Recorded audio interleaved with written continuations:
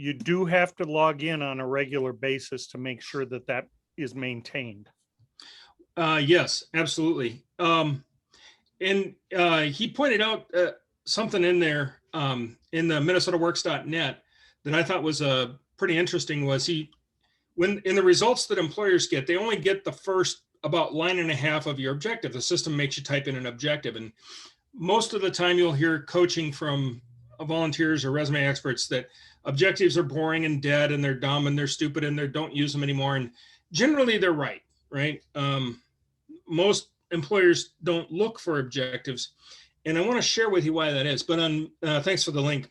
On minnesotaworks.net, the system does require it, and it says objective, and everybody goes, I thought you just said don't do that. Well, the system makes you.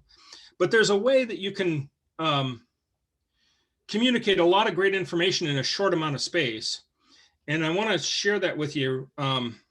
My thoughts on what I used to coach people on how to handle objectives.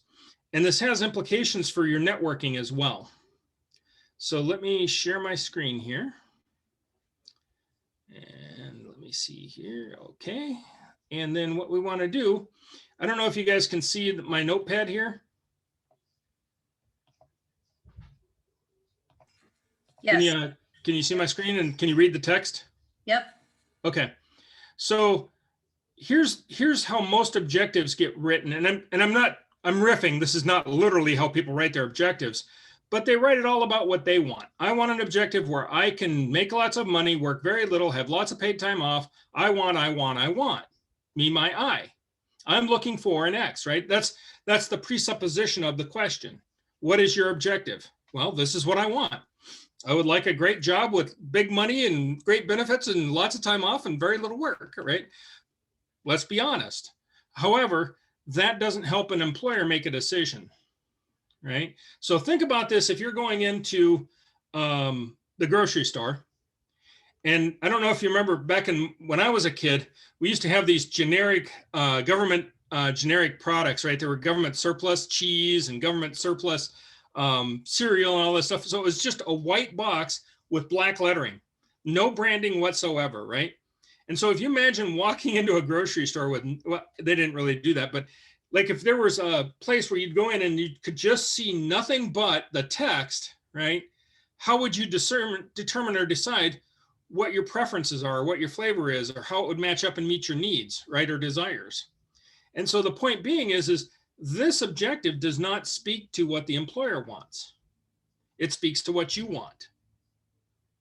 And there's a very key point right there is if you're going to communicate and you've got limited space and limited time and limited effort, make sure it's to that person about what they want, not about what you want. And so the reason why these objectives fall flat is because they talk to the employer about you, not about the benefits of what you can bring for them. And so, okay, great. That's awesome. Tell me what to do to fix it, right? Well, what I propose is a formula that I would coach people on. And this is what I would call a great objectives, or at least a great objective framework. And so what it is it's made up of two parts, but you speak to what you want to do for them. So I like to solve a specific problem for a specific group, team, leader, industry, right? So, if you're like I had one gentleman, he was, I'm not really sure, but they made like etchings on glass, like for ceremonial beverageware and stuff, right? The etchings, the sandblasted etchings and stuff. He improved the machinery of that, and he improved the runs to where it was, fourfold, I think it was. And so I like to improve productivity for the etching manufacturing industry, right? Would be a great objective for him. Or if you're in a project manager role, right?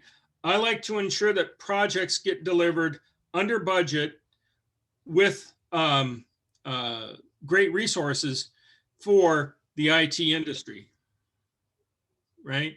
So as you're thinking about this formula, and I'm going to be asking for feedback from you guys, this is going to be a collaborative session. I want to be thinking about how you can formulate this for your specific industry or your specific profession? What specific problems have you solved for your other companies? And so as you're thinking about that, I want to invite you to notice that this is also great for networking. Hi, who are you? What do you do? Well, I solve specific problems for industry, group, profession, teams, right? So you can use this in a networking industry, and it's a 5-second introduction.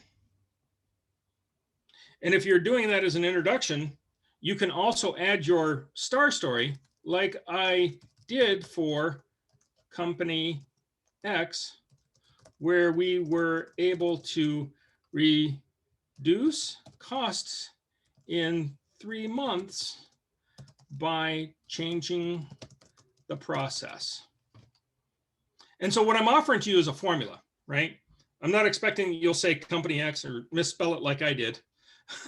But the point being is this is an opportunity to communicate in a template format that you can utilize and use in a lot of different situations on your resume, as well as in your networking. So I'm going to take a pause right there, and I'm going to ask for thoughts. How does this strike you?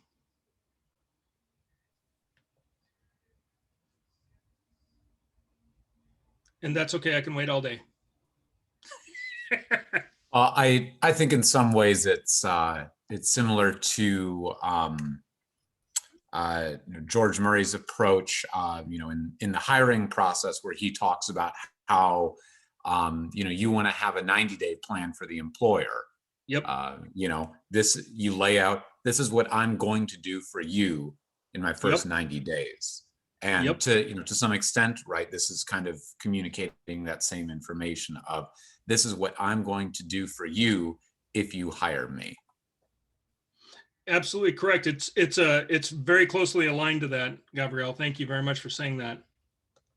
You might, excuse me, you might want to also add, in addition to the 3 months, how much of a cost reduction, that metric, if you reduce cost by $1, well, that didn't really solve much. But if it was $1 million, yeah, Right. That's a good point. Be specific in what your statements are.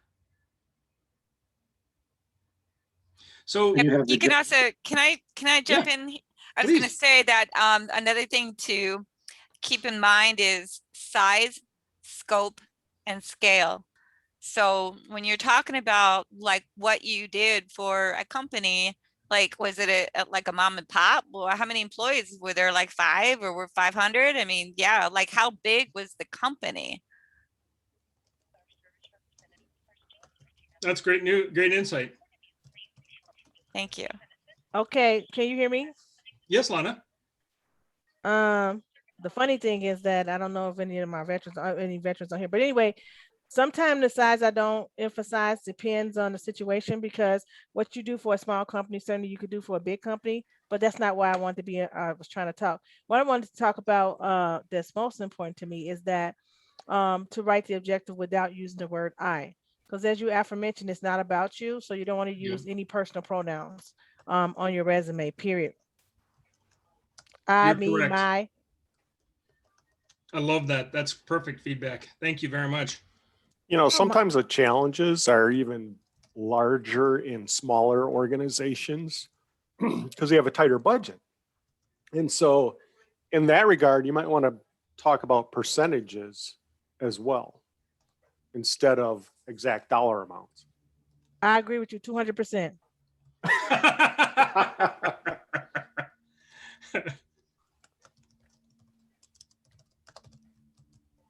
Just say to think of any way that you can quantify, well, whether it's percentages, dollar amounts, or numbers. So thoughts on using this in your resume or how to make this work in your networking? I guess here's my question for those that are in job search mode. Is this helpful information for you today? Is there something that you can apply this to today in your job search, well, tomorrow, in your process, either in the jobs that you apply for, the networking that you do, or in your resume? So I would say, Alan, this is Judy. I did something similar through, I'm through the state of Minnesota, right? I took a hired branding webinar or something like that. So I think this is good to especially help you have your, I don't know, elevator speech, right? Or to be able to talk through to give your introduction for sure. As far as putting it on your resume, I think you could probably work it into maybe more of a, like if you're doing a cover letter or something like that. It just depends on what you're talking about here. There could be parts of it that you're actually putting in your resume, right? Because you're going to talk through those specifics that you talk about. But I guess even the objective, you could list that as a headline or part of your headline. Yep.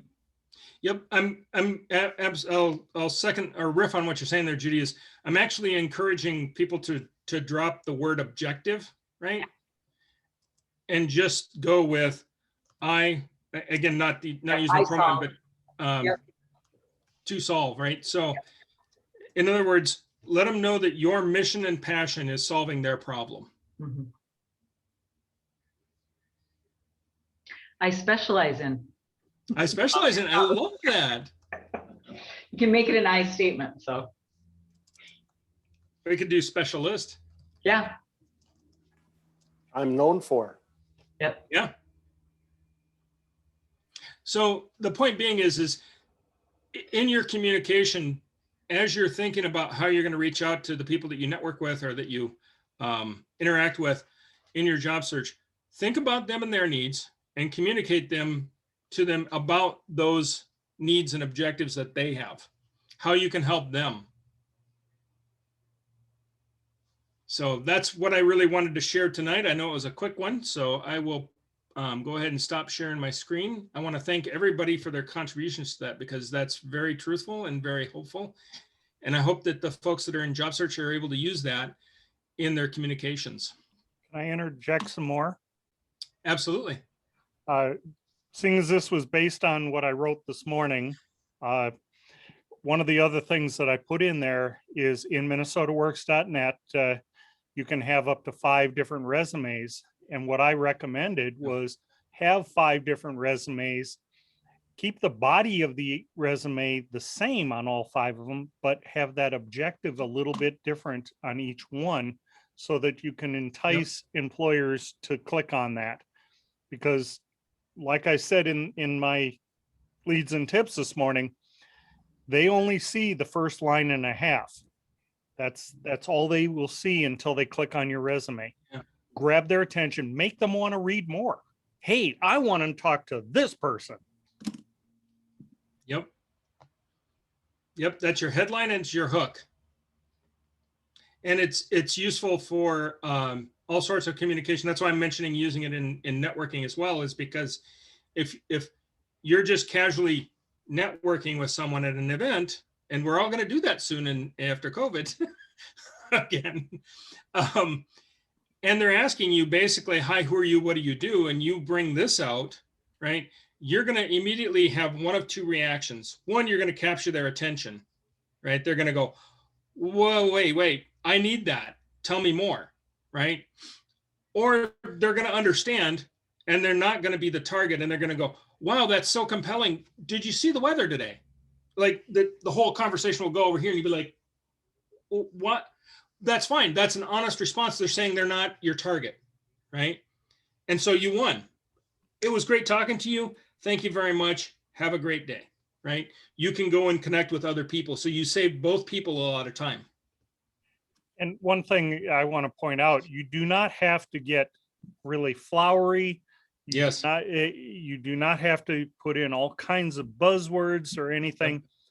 And the example I like to use is early on in 2019, I had an employer in my office here, and I was training her how to use Minnesota Works.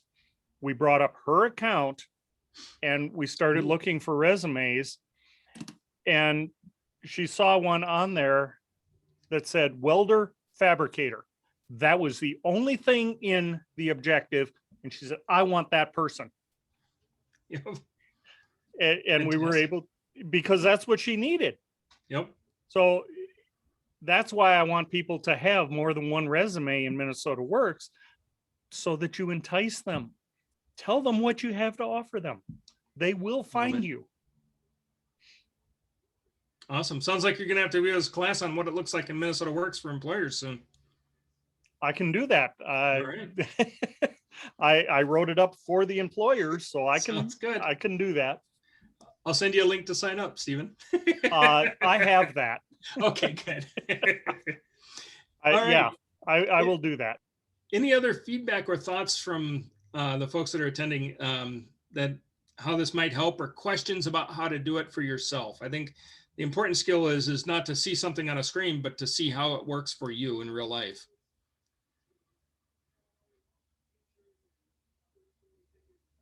I see head nods, which is good. That I'll take that as a positive sign. And in COVID Zoom land, that means affirmative. So I love I it. think I thought it was value added what Stephen just shared about, Yep. you know, how much you actually see. Yes. Yep. Yeah. You know, and I think that's the thing too, that I think with people with resumes, and in general, when I'm coaching somebody, I'll tell them or work towards less is more. So what does that mean, right? If you're going to make a decision on whether or not to talk to somebody, having the white space and the format and the layout that allows you to actually get the information that's being shared in a format that you can comprehend and read and use, right, is going to work much better for the person that you're trying to communicate to.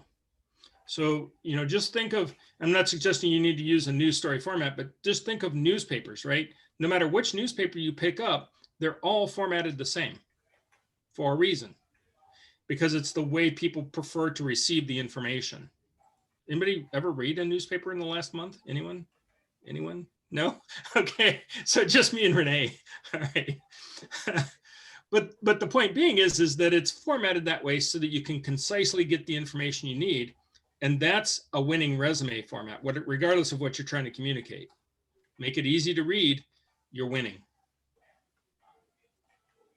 So that's all I had. I want to thank you all for participating, and then thank you all for the contributions and insight. That was wonderful. We made a class together. That was great.